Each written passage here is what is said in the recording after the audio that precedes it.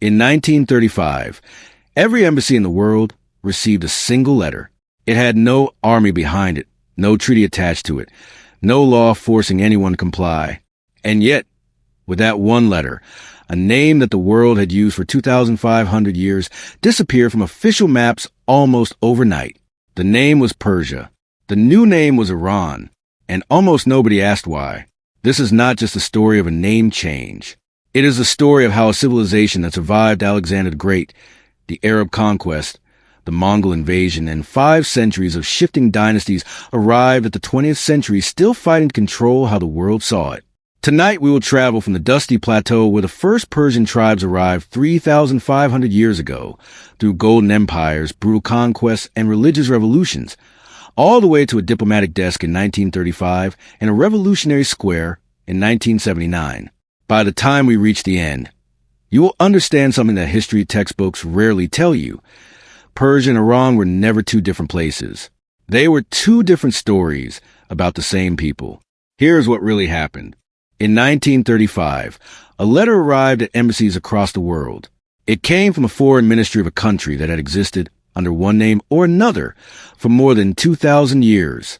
The letter was polite, brief, and completely unprecedented. It asked governments to stop using a name they had used without question for centuries and to replace it with another. No war accompanied the request. No threat followed it.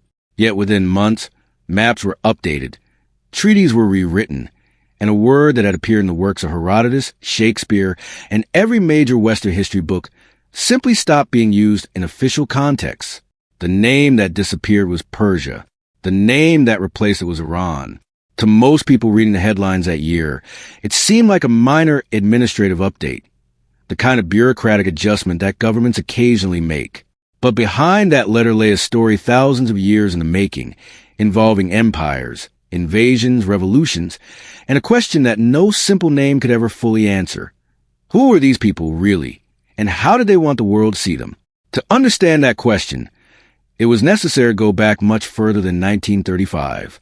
It was necessary to go back to the beginning, to a plateau shaped by wind, salt, and the footsteps of people who had not yet decided to change the world. Long before any empire existed, there was a land itself. The Iranian plateau rose between the Zagros Mountains in the west and the Hindu Kush in the east, a vast elevated plain covering approximately 1.6 million square kilometers. It was a landscape of contrasts. Salt deserts in the center, snow-capped peaks at the edges, and narrow, fertile valleys where water made life possible. Archaeologists had confirmed human habitation on the plateau stretching back at least 100,000 years, with agricultural settlements appearing by roughly 7,000 BC. By the Bronze Age, the plateau had already become a crossroads.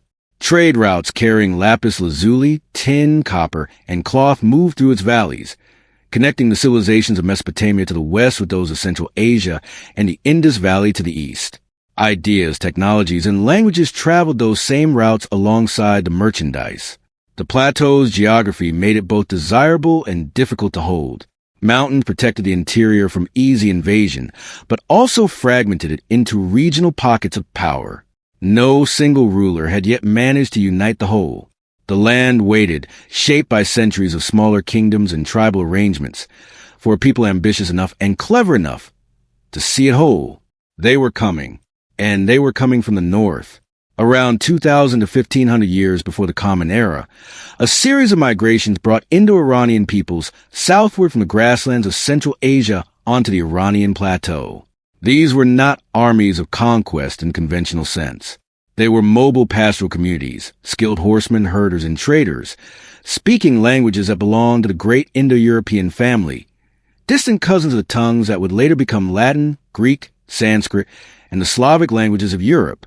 Among these migrating groups, two stood out for their eventual historical significance.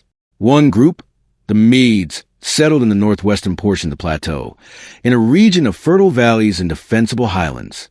A second group, who would come call themselves Parsa, settled farther south and east, in a region that outsiders would later name Pars. And from that name, the Greeks would derive their word for the entire civilization, Persia. At the time of their arrival, neither group was particularly dominant. The Medes were the more organized of the two, better positioned near the major corridors of regional trade and power. The Persians were a tribal people in a less strategically visible location. Nothing about their early history announced what was coming. Nothing suggested that from this quiet southern settlement, a family would eventually emerge whose empire would encompass nearly half the known world. It was the Medes who rose first. By the 7th century BCE, they had organized themselves into a coherent kingdom centered at their capital Ecbatana, a city built, according to ancient sources, in 7 concentric rings, each painted a different color, with the innermost ring plated in silver and gold. Whether the description was entirely accurate mattered less than what it communicated. The Medes intended to be seen as powerful, organized, and worthy of awe. In 612 BCE, Median forces joined with the Babylonians to destroy Nineveh, the capital of the Assyrian Empire, one of the most brutal and feared powers of the ancient Near East. The destruction of Nineveh sent a message across the region. A new force had arrived, and it was not interested in playing a secondary role. For the Persians in the south, this rise of Median power was something to watch carefully. They were vassals of the Median king, subject to his authority, dependent on his goodwill. The arrangement was not one of equals. But the Persians were learning how empires were built, how loyalty was bought and sold, and how a single moment of weakness in a king's reign could become an opportunity for someone with the right combination of audacity and patience. That someone was already being born. Cyrus, too, came from the Achaemenid clan, a royal lineage within the Parthian tribes. Ancient accounts, including the Greek historian Herodotus and the Babylonian Chronicle, describe him as the son of a Persian prince and a Median princess, a detail that, if accurate, placed him at the intersection of the two dominant peoples of the Plateau. Around 559 BCE, Cyrus became king of Anshan, a relatively minor Parthian territory. He was, at that point, a mid-level ruler paying tribute to the Median king. What Cyrus did next was a result of a combination of military planning and political intelligence. He cultivated alliances among Median nobles who resented their own king, Astyages. When Cyrus marched against the Medes around 550 BCE, a significant portion of the Median army reportedly defected to his side. The battle, by some accounts, never fully happened. The outcome was decided before the swords were drawn. Astyages was captured, not killed, and Cyrus took his capital. It was a masterclass in the kind of power Cyrus would use again and again. He did not simply defeat his enemies. He absorbed them. The Median nobility retained their positions. The Median army joined his forces. And Cyrus, now king of both Persia and Media, turned his eyes toward the larger world with an idea that no conqueror before him had fully tested. The idea was deceptively simple. It was possible to rule a vast and diverse empire not through fear alone, but through a carefully managed sense of legitimacy. When Cyrus marched into Babylon in 539 BC, a city that had been one of the great powers of the ancient world, he did not loot the temples or enslave the population. He ordered his troops to refrain from looting, walked into the city as a liberator rather than a conqueror, and presented himself to the Babylonian people as the chosen servant of their own god, Marduk. Shortly afterward, a clay cylinder was produced in his name, now known as the Cyrus cylinder, which documented his policies toward the conquered. It recorded his decision to allow the peoples displaced by Babylonian conquest to return to their homelands and to take their god with them. Among those who benefited were the Jews exiled in Babylon, whom Cyrus permitted to return to Jerusalem and rebuild their temple. The Hebrew scriptures later referred to him as Messiah, a title applied to no other non-Jewish ruler in the Old Testament. Historians had debated the extent to which the Cyrus cylinder represented genuine humanitarianism or sophisticated political management. The answer was likely both, but what mattered in practical terms was the result. Conquered peoples became loyal subjects rather than resentful enemies, and Cyrus built an empire on a foundation that was more durable than terror. Under Cyrus and his successors, the Achaemenid Empire expanded at a pace that astonished contemporaries. Cyrus himself added Lydia, the kingdom of the legendary King Croesus, and the Greek cities of Ionia to his domain. His son Cambyses, too, added Egypt in 525 BC. Darius I, who seized power in 522 BC after a period of internal crisis, pushed the empire further, east into the Indus Valley, north toward the Scythians of the steppes, and west toward Thracian Europe. At its maximum extent under Darius I, the Achaemenid Empire covered approximately 5.5 million square kilometers and was home to an estimated 44% of the world's total population, a proportion no empire before or since has matched. It was administered through a system of regional governors called satraps, each responsible to the king, but with significant local authority, to hold this vast territory together.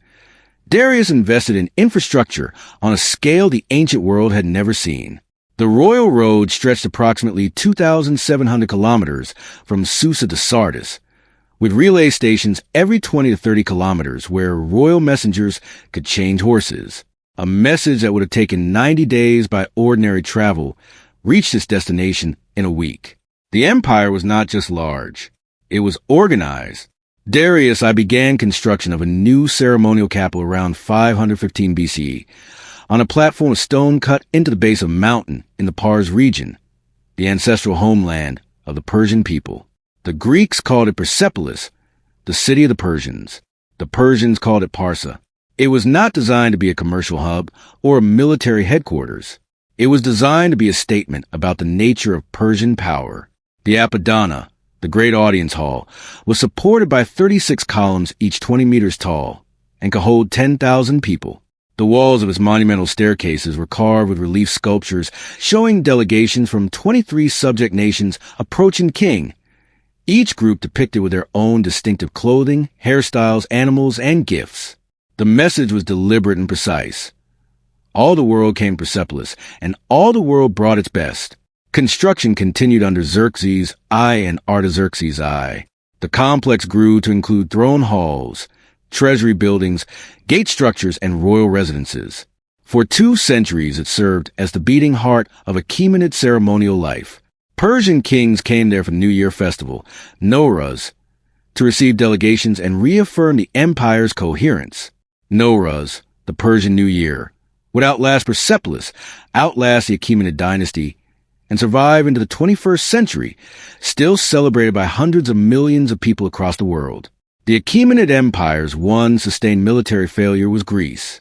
Darius I launched the first invasion in 490 BCE, following the Athenian support for the Ionian Revolt, a rebellion by Greek cities under Persian rule on the western coast of Anatolia. The Persian force landed at Marathon, 25 kilometers northeast of Athens, and was defeated by an Athenian army that moved faster and fought with greater tactical cohesion than the Persians had anticipated. Darius died before he could mount a second invasion. His son Xerxes I organized a vastly larger campaign. Ancient sources, possibly exaggerating, spoke of armies exceeding 1 million. The Persians crossed the Hellespont in 480 BCE, briefly held the pass at Thermopylae against Spartan resistance, and sacked Athens. But the naval battle at Salamis destroyed the Persian fleet, and the land battle at Plataea the following year ended the invasion. The Greek victories at Marathon, Thermopylae, Salamis, and Plataea became foundational myths of Greek identity, stories of small, virtuous civilization defeating an enormous, despotic East. Greek historians and playwrights, including Aeschylus and Herodotus, shaped those stories with deliberate contrasts, Greek reason and simplicity against Persian excess and tyranny. It was a narrative that the Western world would absorb and repeat for more than 2,000 years, long after the Persian Empire itself had become dust. In the spring of 334 BCE, a Macedonian king named Alexander, 22 years old, led an army across the Hellespont into Persian territory.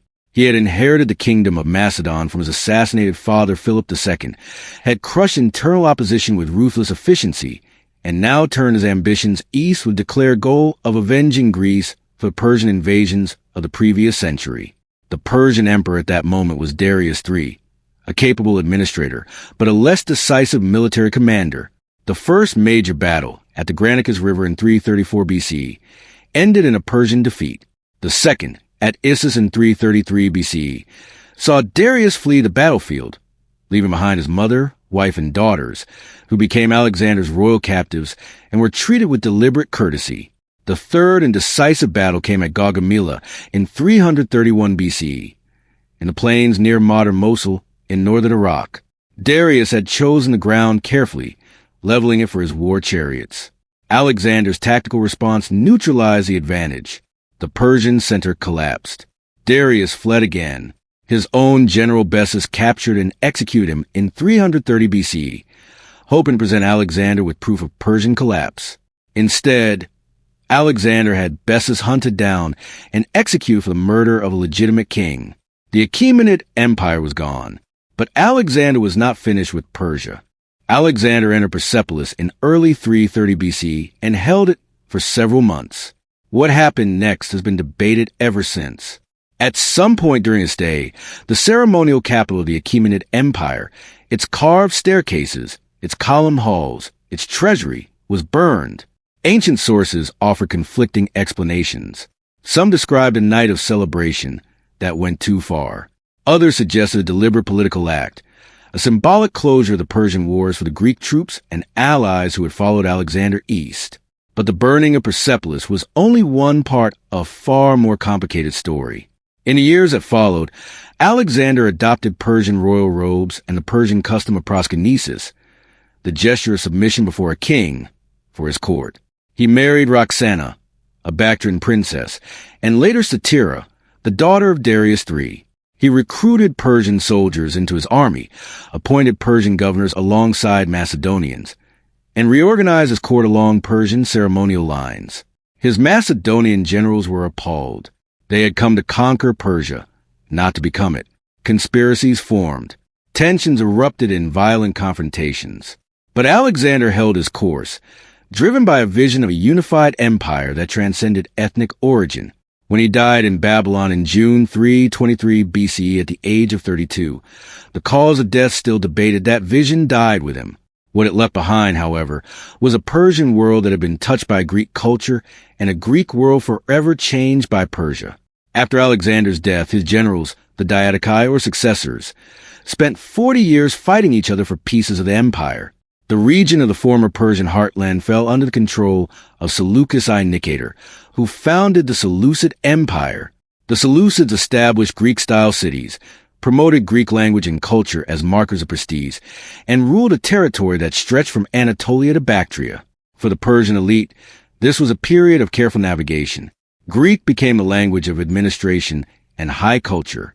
But in the villages and in the religious communities, Persian language and Zoroastrian practice continued. Persian nobles served in Seleucid courts, adapted to Greek customs in public, and maintained their identity in private. It was a form of cultural survival that required flexibility without abandonment. The Seleucid Empire was never entirely stable. It faced challenges on multiple fronts, from the Ptolemies in Egypt, from the Greco-Bactrian kingdom in the east, and increasingly from nomadic groups pressing from the northeast. By the mid-3rd century BCE, the eastern portions of the empire were slipping out of Seleucid control, and from those eastern territories, a new dynasty was rising, one that claimed no Greek heritage at all, and intended to bring the Persian heartland back to something closer to its original self. The Arsacid dynasty, founders of what historians call the Parthian Empire, began as the rulers of a relatively small territory in northeastern Iran around 247 BCE. Under the leadership of Arsaces I and his successors, they expanded steadily westward, taking advantage of Seleucid weakness. By 141 BCE, under Mithridates I, the Parthians had captured Seleucia on the Tigris, the Seleucid administrative capital, and controlled most of the former Persian Empire. The Parthians were a hybrid civilization. Their ruling class maintained Iranian cultural traditions and used Aramaic and later Parthian as administrative languages, but they also absorbed significant Greek cultural elements from the Seleucid period. Their coins showed Greek-style portraits with Iranian dress.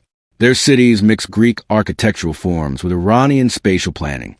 They were, in many ways, a bridge between the Greek East that Alexander had created and the more explicitly Persian civilization that would come next. What the Parthians did achieve was remarkable staying power. The Parthian Empire endured for nearly 500 years, from 247 BCE to 224 CE, longer than the Western Roman Empire that was its contemporary. They fought Rome repeatedly and maintained their independence through a combination of military skill, particularly their famous cavalry tactics and diplomatic cunning. The Romans respected them as the only Eastern power that could not simply be absorbed. And in the end, they were not defeated by Rome. They were overthrown by Persians. In 224 CE, a Persian noble named Ardashir I from the province of Fars, the ancient homeland of the Achaemenids, defeated the last Parthian king, Artabanus IV, at the Battle of Hormozgan. Ardashir claimed descent from the Achaemenid royal line, a claim that historians treated with some skepticism but which carried enormous political weight. He founded the Sassanid dynasty, named after his ancestor Sassan, a priest of the fire temple at Istakhr near the ruins of Persepolis. The Sassanids restored Persian royal traditions with deliberate intensity. They revived the title King of Kings, reinstated Zoroastrianism as the official state religion, and promoted Middle Persian as the administrative and literary language. Their rock reliefs, carved at Nakshi Rostam and Bishapur, showed the same triumphal imagery as the Achaemenids, now updated with Sassanid faces and Sassanid enemies, including captured Roman emperors. The Sassanid Empire was a genuine great power. It fought the Byzantine Empire, Rome's eastern successor, for 4 centuries in a conflict that shaped everything from the borders of Mesopotamia to the trade routes of the Silk Road. At their peak, under Khosrow II in the early 7th century, Sassanid forces occupied Egypt, Syria, Anatolia, and came within sight of Constantinople. It was a high water mark of Persian imperial power since the Achaemenids. It would also be the last.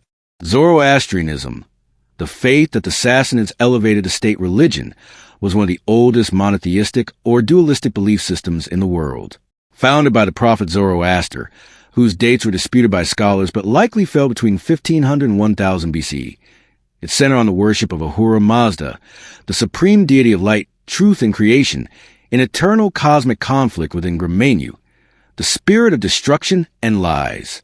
Under the Sassanids, the faith was organized into a hierarchical priestly class, the Magi, whose responsibilities included maintaining the sacred fires that burned in temples across the empire. Fire was not worshipped directly in Zoroastrianism. It was understood as a symbol of divine truth, but the ritual of the sacred flame became one of the religion's most visible external markers. The Sassanid state and the Zoroastrian church were deeply intertwined. Kings justified their rule through divine favor. The concept of the kingly glory, or far, was both a spiritual quality and a political necessity. A king who lost a far lost his right to rule. This fusion of religious and political legitimacy created a system of great stability during periods of strong leadership and great vulnerability when leadership faltered. And by the early 7th century, leadership was faltering. From the Arabian Peninsula, something entirely new was preparing to move. The armies that emerged from the Arabian Peninsula in the 630 CE were unlike any force the Sassanid Empire had faced before. They were not organized by tribal aristocracy in traditional sense, nor driven primarily by territory or plunder. They were unified by a new religious conviction, Islam, the faith established by the Prophet Muhammad, who had died in 632 CE, and by the promise that those who fought in its cause fought with divine sanction. The Sassanid Empire in that decade was in a state of severe internal crisis. A rapid succession of kings, at least 6 in the decade between 628 and 638 CE, had destabilized governance. A devastating plague had reduced the population. Years of war with the Byzantines had exhausted the treasury and the army. When the Arab Muslim forces met the Sassanid army at the Battle of Al-Qadisiyah in 636 CE, the Persians fought with discipline and courage, but lost. The second decisive engagement at Navan in 642 CE broke the remaining Sassanid military capacity. Yazid III, the last Sassanid king, fled eastward, hoping to rally support from the eastern provinces. He found none. In 651 CE, he was murdered near the city of Merv, not by an Arab soldier, but by a local miller, a detail that ancient sources recorded with what seemed to be a kind of grim irony. The King of Kings died as a fugitive, killed by one of his own subjects. The Sassanid Empire was over. What followed the Arab Conquest was not the erasure of Persian civilization. It was something more complex and more interesting. A negotiation between two powerful identities, one the faith and language of the conquerors, the other the culture and memory of the conquered. Arabic became the language of religion, administration, and high intellectual life. The Quran was in Arabic.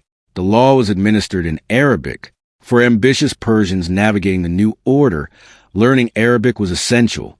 And yet Persian did not die. It survived in households, in poetry, in the oral traditions of rural communities, and in the memory of a people who had been defining themselves as a distinct civilization for 1,500 years. By the 9th and 10th centuries, a Persian literary renaissance was underway. Poets writing in a Persian revitalized with Arabic vocabulary, but grounded in its own grammatical heritage, began producing works of extraordinary power. The greatest of these was Abu al-Qasim Ferdowsi, who spent approximately 30 years composing the Shahnameh, the Book of Kings, an epic of 60,000 verses retelling the history and mythology of Persian kingship from the creation of the world to the Arab Conquest. Ferdowsi reportedly declared his intention to use no Arabic words in the text, and largely succeeded. The Shahnameh was not merely a literary achievement. It was a cultural declaration, a statement that this people remembered who they were and would not forget. Between the Arab conquest in the 7th century and the Safavid consolidation in the 16th, the Persian heartland passed through a remarkable succession of ruling dynasties, few of them ethnically Persian. The Buyids, an Iranian Shia dynasty from the Caspian coast, controlled Baghdad and the Abbasid Caliphate from 945 to 1055 CE, wielding real power while leaving the caliphs as symbolic figureheads. The Ghaznavids, a Turkic dynasty from Afghanistan, patronized Persian literature and employed Ferdowsi at their court. The Seljuks, another Turkic people, built a vast empire across the Middle East from the 11th century, adopting Persian as their court language and administrative tongue, a pattern that became standard. The Mongols under Genghis Khan devastated the region between 1220 and 1258 CE, destroying cities that had stood for centuries and killing populations on a scale that altered the demographic map of Central Asia permanently. And yet, within a generation, the Mongol Khanate rulers converted to Islam, patronized Persian art and architecture, and integrated themselves into the Persian cultural world they had nearly destroyed.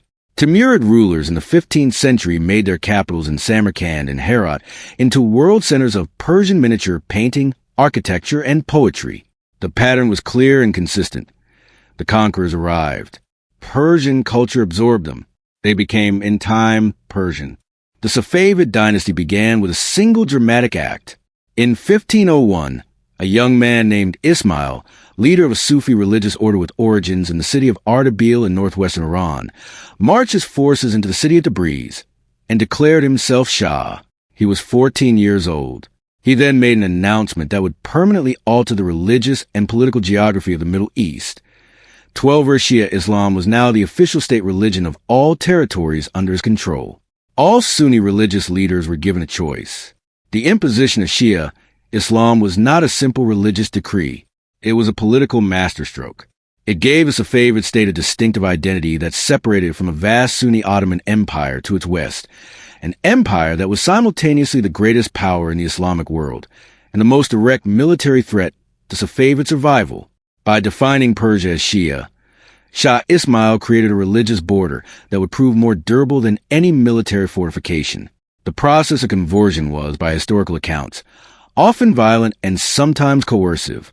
But over the following 2 generations, Shia Islam became genuinely integrated into Persian popular culture through religious ceremonies, shrines, poetry, and theology that connected the suffering of the Shia imams to older Persian traditions of mourning and martyrdom. A new identity had been forged. It was Persian, it was Muslim, and it was unmistakably Shia. The greatest of the Safavid rulers was Shah Abbas I, who reigned from 1588 to 1629. He inherited a state under severe military pressure from both the Ottomans in the west and the Uzbeks in the east, and he responded with systematic reform. He rebuilt the army, introduced a new force of slave soldiers, the Gulaman, trained on European firearms, and conducted sophisticated diplomatic outreach to European powers who shared an interest in containing Ottoman power. He also built Isfahan, which he made his new capital in 1598, was transformed over the following decades into one of the most beautiful cities in the world.